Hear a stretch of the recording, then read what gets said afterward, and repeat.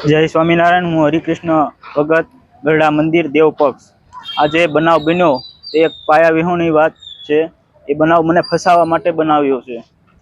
એ હું હરજીવન સ્વામીની જોડે જ છું, દેવ પક્ષમાં જ છું, પણ એ લોકોનું કામ નથી કરતો। હું પેલા દરબારગઢમાં બધી સેવા પણ કરતો, એ લોકો અને બધાને ખબર જ છે હું દેવ પક્ષમાં છું, બધાને ખબર છે। હું એમની જોડે જ કામ પેલા કરતો, પછી અમારે ના બન્યું।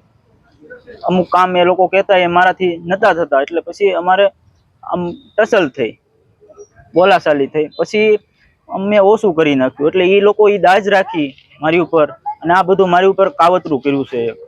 હા, જુગાર નતા રમતા, મને મળવા આવ્યા હતા, હરિભગત હતા। ફસાવાની કોશિશ છે, મને અહીંથી કાઢવાની કોશિશ છે એ લોકો ક્યારના। મને આવું 2-3 વાર મારી હારે થયું છે। મને એ લોકો અહીંથી કાઢવા આ બધું ષડયંત્ર કરે છે।